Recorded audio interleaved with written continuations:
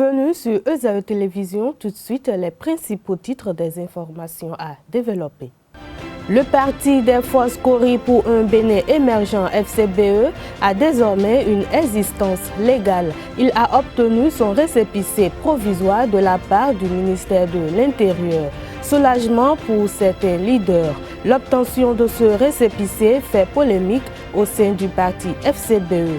Vous suivrez dans cette édition les avis de quelques citoyens rencontrés dans la ville de Cotonou. À suivre également dans ce 19h, Fred Adriano Ruenou, consultant en politique publique et membre du bureau politique du parti politique Force Kori pour le développement du Bénin FCDB, qui invite les Béninois à ne pas se faire prendre au piège par les agissements et agitations des formations politiques se réclamant de l'opposition politique au pouvoir talon.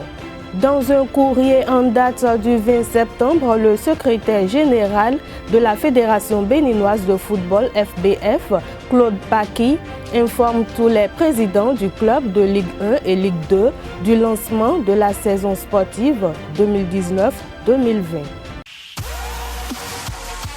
Papa.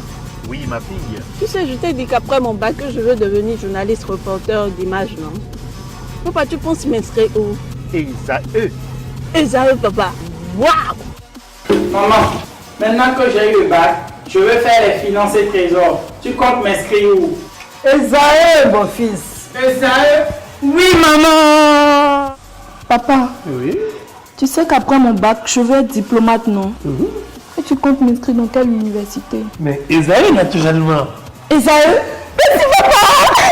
À ESAE, vous êtes bien formé dans les filières comme administration du travail et de la sécurité sociale, administration générale et territoriale, administration des impôts, gestion des marchés publics, planification et développement local, droit et sciences économiques et de gestion. ESAE, c'est aussi sa télé numérique ESAE TV et son journal L'Informateur. ESAE, c'est à Bedjromede, 3e rue après le carrefour 16 ampoules allant à Jericho. Numéro de téléphone 98 98 14 00 96 80 55 11 90 93 65 21.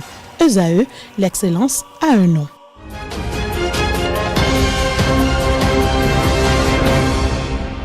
Bonsoir si vous nous recevez. La semaine écoulée, le ministre de l'Intérieur et de la Sécurité publique, Saka Lafia, a délivré au parti des forces Kori pour un Bénin émergent, FCBE, le certificat provisoire de conformité. Un acte qui marque une étape importante dans la reconnaissance légale de la formation politique et qui lui permettra de participer aux prochaines compétitions électorales au Bénin.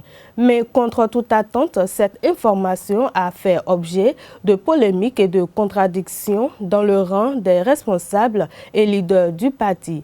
Quelques citoyens rencontrés dans la ville de Cotonou donnent leurs avis au micro de nos reporters. Si aujourd'hui, le rêve des partis politiques, les partis de l'opposition, c'était d'entrer en possession de ce récépissé-là, ne serait-ce que pour avoir formellement une existence juridique. C'est ce qui a été leur préoccupation si on analyse un peu les choses à l'extérieur du CEP, de ces partis-là. Mais on nous informe, on a appris par la voie des médias qu'un récépissé provisoire leur a été octroyé. Et ce qui est un peu paradoxal, c'est qu'à l'intérieur de la même formation politique, notamment la FCBE, on note une sorte de discorde entre les ténors et on se pose la question à première vue de savoir si la volonté de solliciter le récépissé pour aller au syndicat de conformité n'était pas chose voulue de tout le monde. C'est d'abord la question qu'on se pose. Mais si on peut analyser les choses de point de vue un peu plus légal, on peut se poser la question de savoir. Et d'abord pour solliciter le récépissé, parce qu'on avait voulu que ceux qui ont des soucis avec la justice ne puissent pas siéger dans les organes fondamentaux du parti politique. Et on se demande si le changement de ces personnes-là ne devrait pas d'abord être subordonné à l'organisation d'un congrès pour qu'ensemble les gens puissent se décider. Parce que ce qu'on a constaté, c'est que finalement, ceux qui ont été changés ont été remplacés par d'autres personnes. La décision de remplacement ou de permutation a été prise par qui? Peut-être que la discorde au sein de la formation se situe à ce niveau-là. Par rapport au récépissé, bon, là, il est vrai qu'ils se sont vraiment gênés un peu avant de l'avoir, mais c'est bien. Là, ils vont mesurer plus que jamais combien de fois, comment dirais-je, ce sésame est si important. Et c'est très bon. Moi, j'aimerais quand même que les choses aillent comme ça, que le président Talon soit un peu, comment dirais-je, qui met un peu de la rigueur quoi, dans les choses. Parce que, ouais, vous, la politique, comme le disait l'autre, c'était un peu de laisser aller, bon, qui peut se lever et dire, bon, écoutez, créer un parti politique. Et en fait, ce n'est pas des partis politiques, c'est des clubs électoralistes. Ils sont là juste pour leurs intérêts personnels, puis c'est tout. Dans cette vie, nul n'est au-dessus de la loi. Vous voyez, dans la vie, c'est la loi, c'est les lois qui sont des choses primaires à respecter.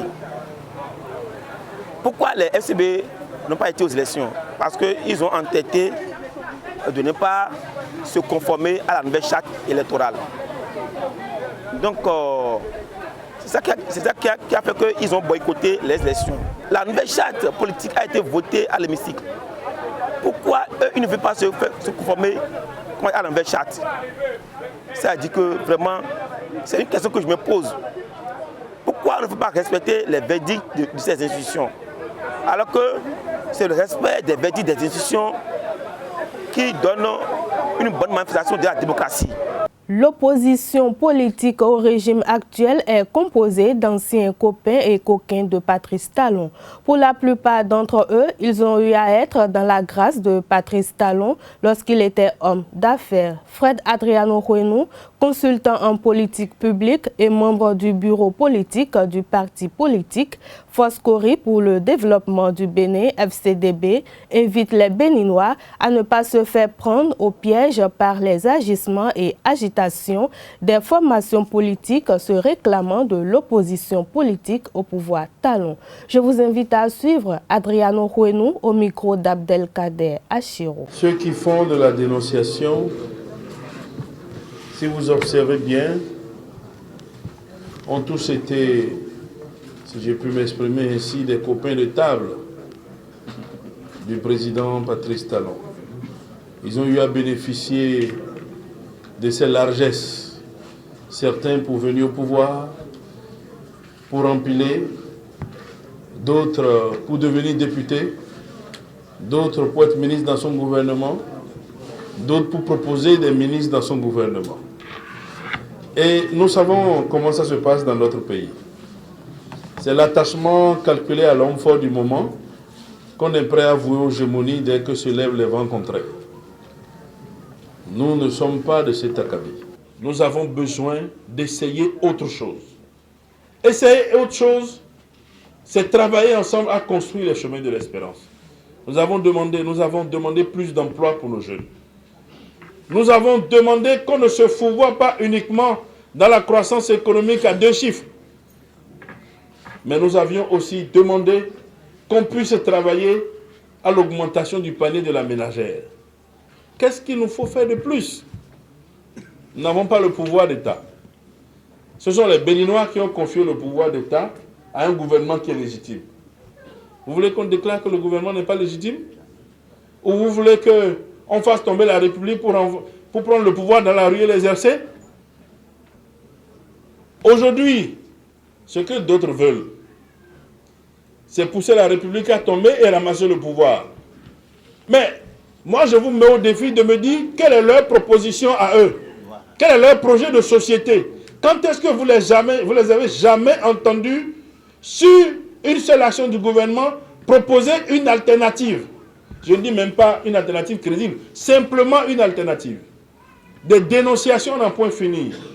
C'est-à-dire, nous sommes dans un pays où nous aimons le sensationnel. On aime ceux qui affrontent l'autorité. C'est eux que nous applaudissions. C'est eux qu'on considère comme des gens qui sont généraux. Nous avons encore une économie complètement désarticulée, de type extraverti et néocolonial. On ne peut même pas donner de l'emploi à nos jeunes. Nous passons tout le temps à crier et rien ne change. Et si bien que quand on n'est pas président de la République, on veut être député. Quand on n'est pas ministre, on veut être député ou on veut être DG. Bref, on ne conçoit pas sa vie dans la République si on ne marge pas au budget de l'État. Nous avons voulu faire les choses autrement. Nous assumons notre position. De toutes les manières, les institutions de la République nous reconnaissent comme tels. Nous n'avons pas à aller chercher un certificat d'appartenance à l'opposition sur les autres. Donc, cessez de dire, vous êtes une opposition fabriquée.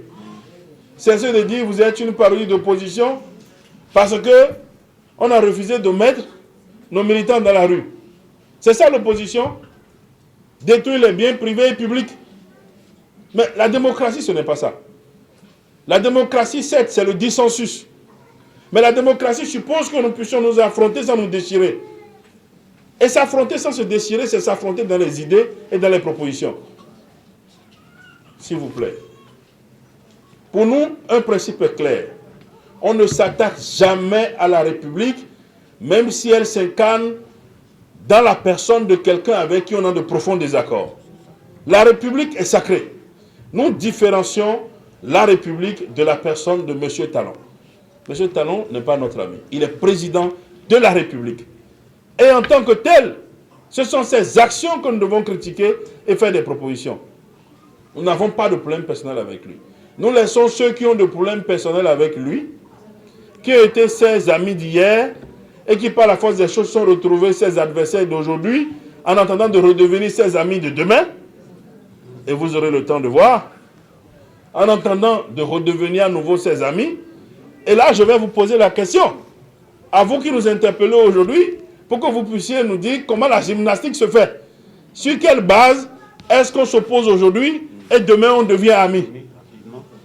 Tout comme si ces 29 dernières années, vous n'avez pas vécu au Bénin et vous ne savez pas comment ça se passe.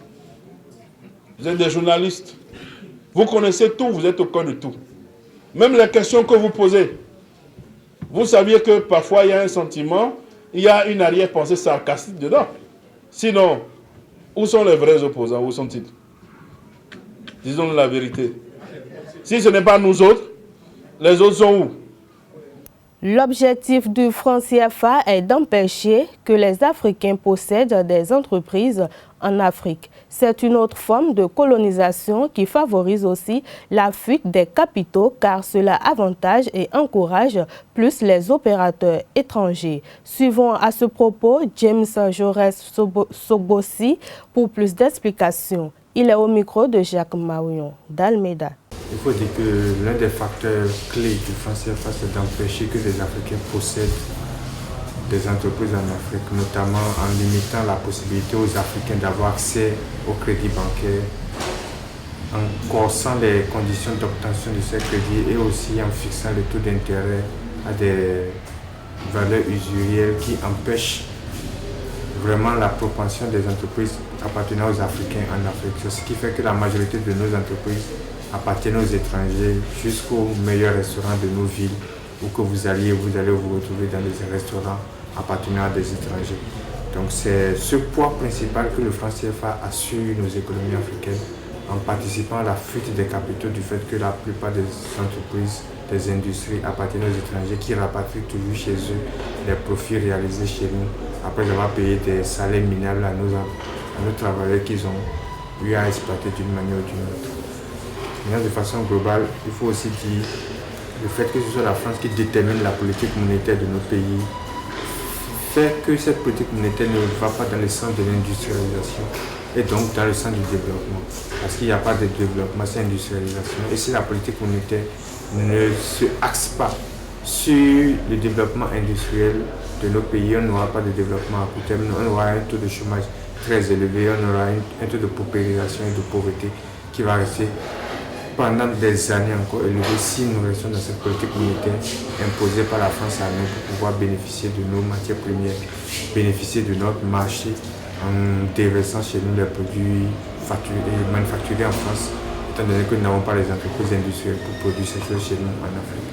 Donc de façon globale, le franc CFA continue de servir comme un outil colonial à enrichir le pays colonisateur et à appauvrir les pays colonisés que nous sommes dans la zone CFA. D'abord, la nouvelle monnaie ECO a plusieurs variantes. Au départ, c'est une monnaie qui est supposée être une monnaie ouest-africaine propre à tous les pays de la CEDEAO et qui signifierait théoriquement la fin du franc CFA, étant donné que les pays utilisant cette monnaie CFA allait laisser tomber le franc CFA pour rejoindre les pays anglophones dans cette monnaie éco. Mais vu les contestations populaires que font la plupart de la jeunesse africaine face aux enjeux du franc CFA, la France et certains dirigeants africains ont voulu profiter de cette opportunité de l'éco pour camoufler la continuité du franc CFA. Parce qu'en déclarant en 2017 à Ouagadougou devant les étudiants que la France n'est pas contre l'élargissement de la zone CFA, ni contre le changement de nom. Il faut reconnaître que c'est une manière pour la France de continuer le franc CFA et de penser même pouvoir annexer certains autres pays dans la zone, avec toujours le même système monétaire où chaque année, 2 fois par an, ce sont nos ministres de l'économie qui rencontrent le ministre français de l'économie pour décider, pour recevoir les instructions françaises à mettre en place en question de politique monétaire, en question de politique de développement et en question de réduction de la pauvreté. Et quand vous allez par exemple sur le site de la BCEAO, l'objectif principal qu'affiche le site de la BCEAO, c'est de pouvoir maîtriser les prix, la stabilité des prix. Et ils ont ajouté que la croissance viendrait en seconde position, inférieure à la volonté de maîtriser la croissance des prix, c'est-à-dire de maîtriser l'inflation à moins de 2%. Pour des pays pauvres que nous sommes, il est impossible de vouloir réduire la pauvreté en maintenant l'inflation en dessous de 2%. Après la Deuxième Guerre mondiale, la France, l'Allemagne et les pays européens ont pratiqué des taux d'inflation supérieurs à 12% sur environ 10 ans. Maîtriser l'inflation à moins de 2%, c'est réduire la masse monétaire au strict minimum. C'est empêcher les entrepreneurs d'avoir les crédits bancaires pour pouvoir développer plus d'activités, produire plus de richesses, produire plus de personnes dans la classe moyenne avec des moyens supérieurs qui feraient augmenter les coûts des services et autres sur le marché.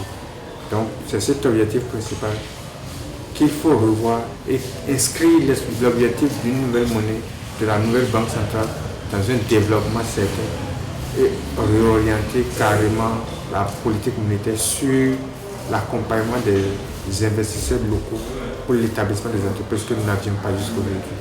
Restons toujours avec James Sogossi, cette fois-ci sur l'actualité politique, notamment la fermeture des frontières Bénin-Nigeria. Pour lui, le Bénin pourrait tirer leçon et se passer du Nigeria. Suivons-le à nouveau.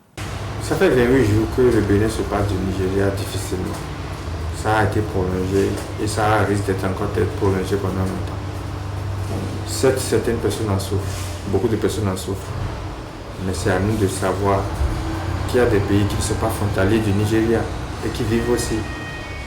Qu'il y a des pays africains qui sont très loin du Nigeria mais qui trouvent des moyens de pouvoir se capitaliser sur des systèmes d'économie qui leur permettent de préserver leurs devises, d'améliorer les conditions de vie de leur population.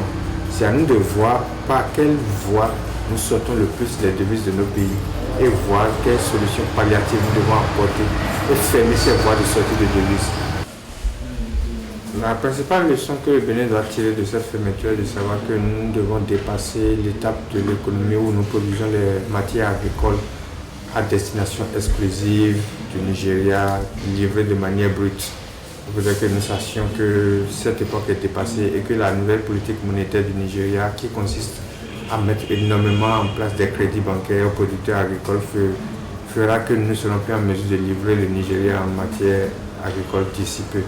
Et revoir donc notre politique principalement, voir dans quelle mesure on va moderniser l'agriculture, moderniser les outils de production, augmenter les productions, mais aussi penser sérieusement à la transformation de nos matières, de nos produits agricoles pour soit les conservations, mais soit les exportations vers d'autres marchés étrangers. Étant donné que le Nigeria, qu'on le veuille ou non, est en train de lutter efficacement pour atteindre son autonomie agricole sur beaucoup de produits. Et cette situation fait que nous devons tirer des leçons et comprendre que nous ne pouvons plus continuer à dire que l'État n'est pas habilité à créer des industries, que l'État n'est pas habilité à créer des entreprises.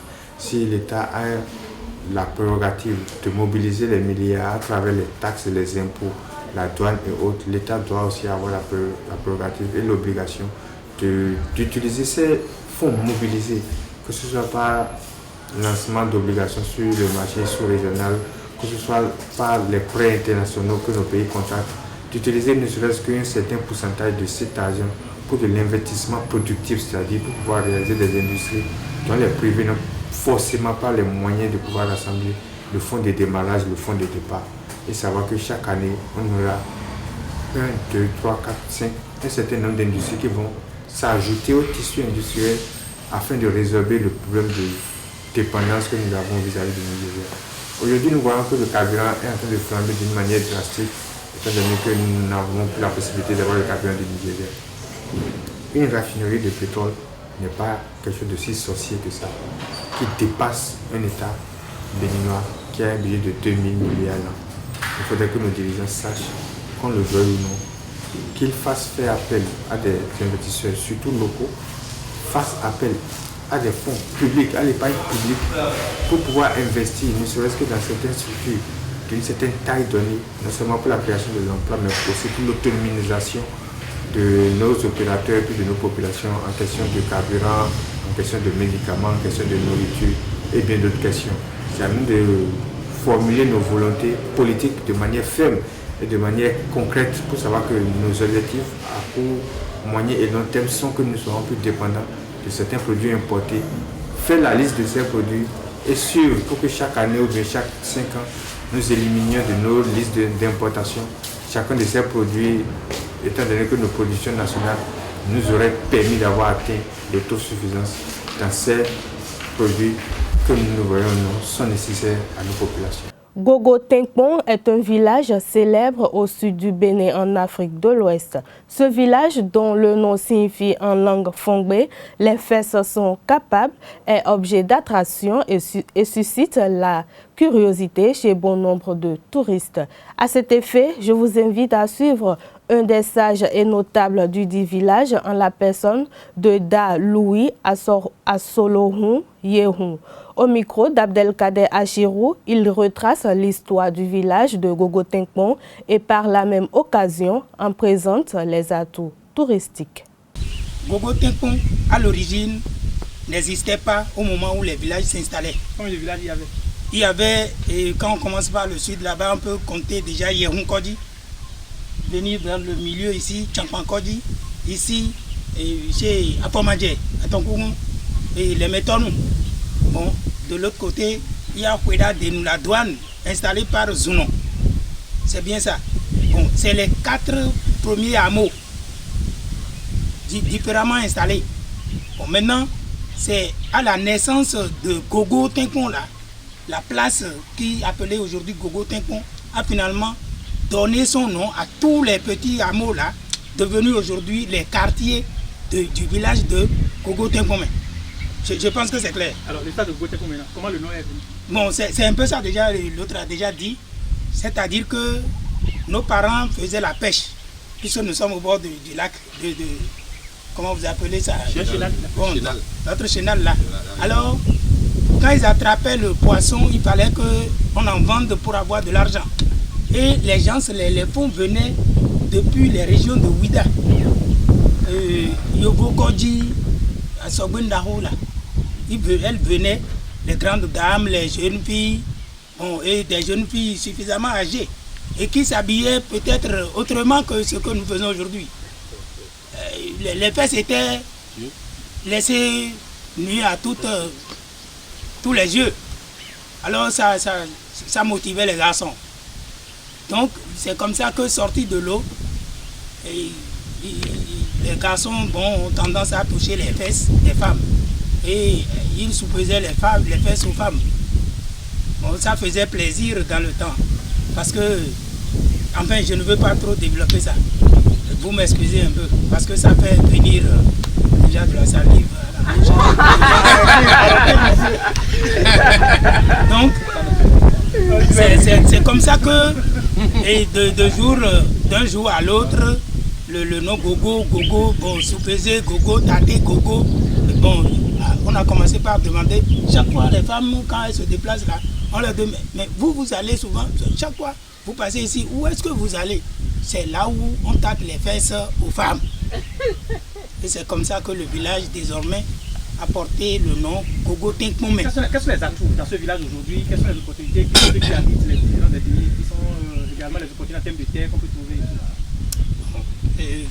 Est-ce que là, vous me permettez, un peu comme le chef a dit, d'abord je voudrais dire ceci, nous sommes un village aujourd'hui cosmopolite. Il y a fonds, s'il y a parmi vous des fonds, ils vont trouver leur place ici. S'il y a Péra, nous sommes là. S'il y a Minan, on est là. Et s'il y a même les gens Kotokoli, nous sommes là. Puisque moi je connais Kotokoli, donc je suis Kotokoli. S'il y a Otamari, je suis aussi Kouagou. Nous sommes d'accord? Bien. Bon, alors, n'importe qui vient ici va trouver place, un peu comme le chef a dit. Bon, maintenant, nous cultivons suffisamment, nous cultivons la terre. Et ça donne beaucoup parce que nous avons de terres fertiles encore. Nous en avons suffisamment. Et la parcelle ne coûte pas encore cher chez nous. Bon, et puis, nous sommes de bons travailleurs. À présent, la page sport pour mettre un thème à cette édition. Dans un courrier en date du 20 septembre, le secrétaire général de la Fédération béninoise de football, FBF, Claude Paki, informe tous les présidents des clubs de Ligue 1 et Ligue 2 du lancement de la saison sportive 2019-2020. Les présidents sont invités à inscrire leurs joueurs sur la plateforme dédiée à cet effet pour le lancement officiel prévu pour le 6 octobre. Le secrétaire général de la FBF souligne que pour permettre à tous de disposer d'un peu plus de temps afin de se conformer aux nouvelles exigences, il a été décidé de reporter le lancement de la prochaine saison au 6 octobre 2019. Et l'inscription des joueurs prendra désormais fin le 13 octobre 2019 pour la Ligue 1 et le 20 octobre pour la Ligue 2. Ainsi se referme cette édition du journal sur Ezae TV. Merci de nous avoir suivis. Excellente soirée à vous. Bonsoir.